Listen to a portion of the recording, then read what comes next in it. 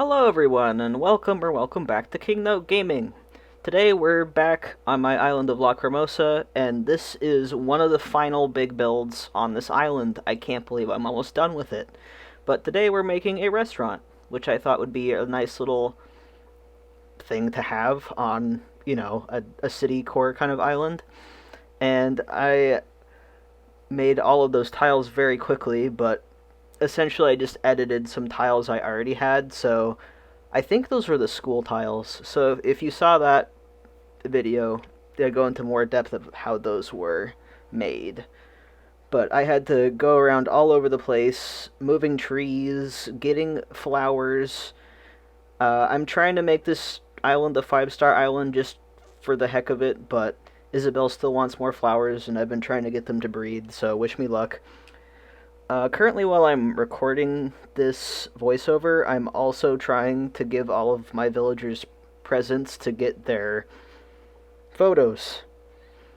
Because, I think pretty much the last build I'm going to do on this island as a video is going to be the graveyard build, because nobody is alive on this island. So I think it would be a good touch to, put my villagers' photos there. And I'm going to make some custom designs for my human villagers, aka Ophelia and Edgar, who I haven't really shown off much, but he is over on the hospital build. His house is right next to Rattle, and he's kind of like the doctor of the island. And Ophelia is a part of the school. Anyway, I'm putting in medieval building sides, which, my lord, I have used so many of those on this island. I've also used a lot of the wide display stands. It's to the point where the island's really beginning to lag, and I'm like, ooh, I can feel it in my bones. It's almost finished. I went back and forth with the arrangement of this. I liked the storefronts, but I didn't want to order a ton of them, so I kind of did a combination of storefronts and medieval building sides, and I think it turned out really nice. I like the variance in heights. It's almost like there was a roof there, but when it collapsed in, it didn't go regularly. That's what I'm telling myself anyway, so I don't redo that build. Not that I would want to, but here I'm just getting the structure going. I think off camera, I ordered some more stuff on my other console because, yeah, I am my own treasure island. I'm just lazy and don't want to go to them, pretty much. Anyway, I've mostly decorated during the day, but the final shots will be at night because the dream address is going to be set at night, which it's going to look so cool. I have a lot of glowing moss on this island as well. And my thought with this restaurant is it's not entirely fancy, but it's not entirely casual either. I'm going to put in a busing station so you bus your own plates, but it's not fast food, if that makes sense. That's my kind of rationale with this. But it's just the nice local restaurant, mom and pop kind of restaurant that you go to when you're on a small town, small city, or small island like this. And yeah, at this point, it's just a lot of running back and forth and putting all of these things in. So I wanted to talk about what's happening next, because I have other islands I should be working on too. It's just when I'm this close to the end of an island, I get hyper-fixated on it like I did with Parfait previously. As you can see, I also finished my rock garden, which I didn't expect to finish as quickly as I did. I was thinking I was going to get my villager photos first, but, sometimes rocks are nice to us. But, yeah. I put up a video previously about my island of Java, and then I also have my island of Heron that I'm going to be making videos about. And I put up a poll a while back asking what you guys wanted to see as my next island. And overwhelmingly, well, not overwhelmingly, but the vote definitely favored the Dog and Wolf Island, which I'm super happy about. I would have liked any of the choices, honestly. But there was also the 30-day island challenge prompt, and yeah, I was going to do that no matter what. I have always wanted to do a 30-day challenge just because I am not, the slowest island builder of all time, but I'm not the fastest either. I think I basically mathed it out, and my average time making an island is like 10 months, which isn't like super long, but also kind of. And I want to get more islands done, so I'm going to be doing a 30-day wolf and dog themed island coming up soon. I won't tell you a date yet because I don't have that planned out entirely. It's going to be after Lacrimosa is completely finished, and then I will do it all on camera. Like, I'll record all of the 30 days, but I'm not going to be uploading every single day. That would, like, burn me out so hard. So the plan is I'll be still giving you guys videos on my islands of Java and Heron, which will be super fun. Like, those themes are a lot of fun also. But I will not upload the Dog and Wolf 30-day challenge until it's finished, and then I will upload once a day at that point. So that will be fun.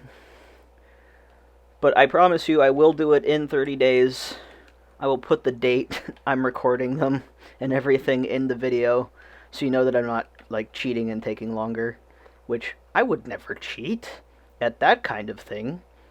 I don't consider some things in Animal Crossing cheating that other people do, but if it's a 30-day challenge, I'm doing it in 30 days.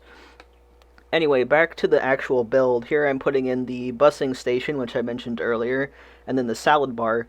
I think the only other time I've used the salad bar item was in the food court on 404, which is pretty crazy. And then I wanted to use these vintage desks as tables just because they're a really nice shape and I like the color a lot, and I think it turned out nice. And then I put the natural garden chairs. I was thinking about customizing them, but honestly, I don't know, I might go back and customize them. We'll see. But I really like the vintage desks as like tables for the restaurant. I think that looks really nice. I like that kind of wood that it has. And then I'm putting out wood partitions here to act as like kind of a fence, just to corral in the area, and I think it looks more finished this way if it were just, you know, the plants and stuff. And I kind of had to mess with the spooky fence a little bit there because it wasn't quite fitting the way I wanted it to. I ended up just taking it out and putting it one shorter, which is not a big deal. It looks fine. I think I even changed it a little bit more. I was struggling. I was struggling with that spooky fence. I really was. I don't know why I worked so hard with this. I ended up just doing what I did initially. I thought I could, like, sneak it in here and be smart, but no.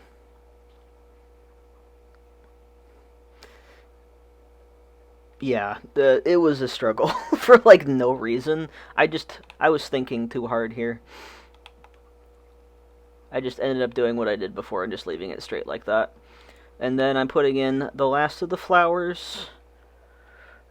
I wish these flowers would clone faster. I keep watering them too, because I'm like, dude, I need more of these, please.